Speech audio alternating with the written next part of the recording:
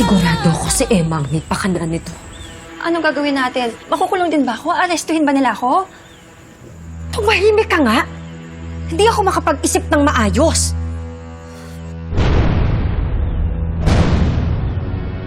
Tao po! Tao po! I don't wanna go to jail. Olive! Sinabi nang huwag kang maingay! Hindi ako papayag. Hindi ako magpapa-aresto sa mga pulis. No. Olive, saan ka pupunta? Mukhang walang tao, sir.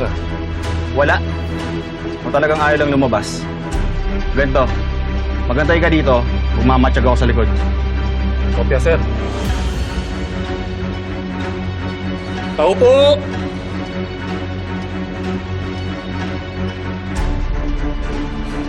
Di nila ako maiisahan. Doktor ako kaya mas matalino ako sa kanila.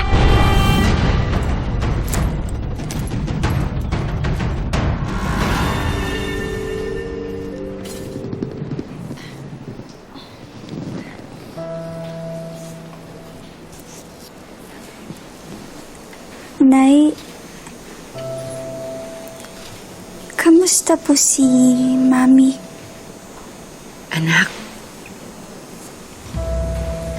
nakinig ka sa akin mabuti, ha? Opo. Alam ko naman na kahit ganun si Olive, mami mo pa rin siya. At mahal mo pa rin siya. Pero meron siyang mga nagawa na kailangan niyang pagbayaran.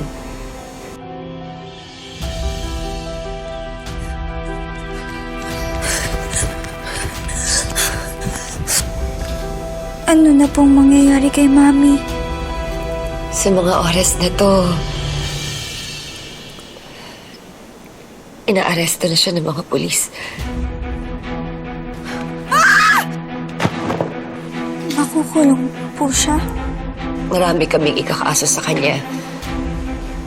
Hindi lang yung pagkuha niya sa'yo sa amin, pati lahat ng ginawa niya sa'yo. Ginawa ka niyang may sakit. Kung ano-anong gamot yung binigay niya sa'yo. Kaya lalong nagpahirap. Pahirap sa'yo.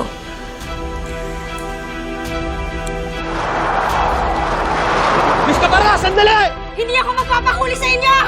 Ma'am, sakay! Bilis-bilis na nga to! Dali! Anak. Anak, alam ko, mahirap pero kailangan mong tanggapin. Baba! Baba mo yan! Baba mo! Tingin! Huwag po kayong mag-alala, Nay. Naiintindihan ko naman po Kinuha po ni Mami lahat ng oras na dapat kasama ko po kayo. Na dapat buo po tayong pamilya. Dapat lang po talagang pagbayaran ni Mami lahat ng kasalanan na ginawa niya sa inyo. Pero Nay, wala po kayong dapat ikasorry. Kasi wala naman po kayong kasalanan Anak, naisip ko lang yung mararamdaman mo. Alam ko naman na ayaw mong makulong yung mami mo, di ba? Noon po yun, Nay. Naisip ko lang yung mararamdaman mo. Alam ko naman na ayaw mong makulong yung mami mo, di ba? Noon po yun, Nay. Nung hindi ko pa po alam na kinuha niya lang po pala ako sa inyo. Ako po yung dapat mag-sorry. Ako na po yung magsasorry sa lahat ng ginawa ni Mami sa inyo. Sorry po, Nay. Anak, huwag kang humingi ng tawad. Wala kang kasalanan dito. Lahat tayo biktima. Si Olive, siya yung dapat humingi ng tawad sa atin.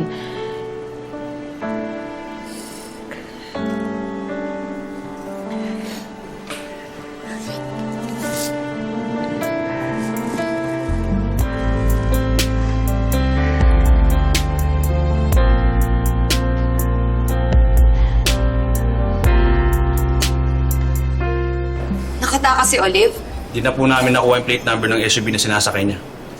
Hinabol namin pero di na po namin naabutan. Kung ano pong gawin nun eh. Yung kaibigan niya, si Astrid, baka alam niyo kung nasan si Olive. Pumunta na rin po kami sa office niya sa pharmacy. Sabi daw nag-leave. Nasa Singapore daw po.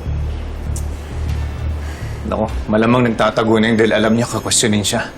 Wala ho bang ibang kamag-anak si Olive? Iniimbestigahan na po namin si Miss Caparas. Pero huwag po kayo mag-alala. Hindi po kami titigil hanggat di po namin siya nahanap. Salamat. Salamat po, sir. Hindi titigil talaga si Olive hanggat hindi niya nababawi si Mookie. Sige po, mauna na po kami. Sige po, sir. Salamat po.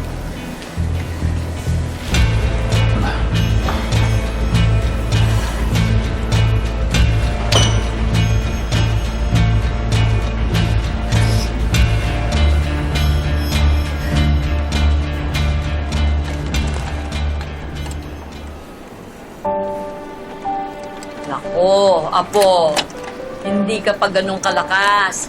Mas mabuti na yon, nag-iingat tayo. Salamat po, Lola. Kinikilig naman ako, tinawag mo akong Lola.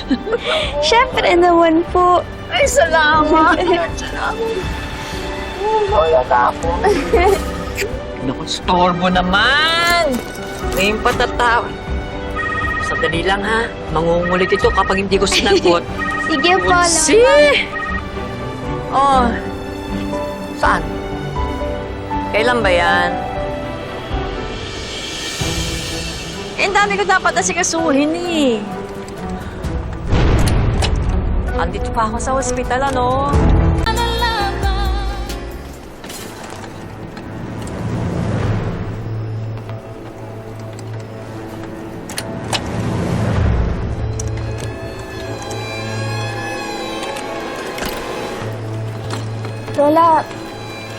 Lola, bakit di po kayo nagsasalita? May problema po ba? Lola! Lola, may Sino po kayo? Hi, Mookie. It's time to go home. Mommy?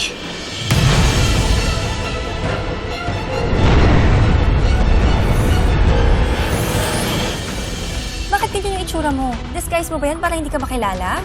Nakuha mo ba si Mookie sa ospital? May plano si Ate Olive na kunin si Mookie?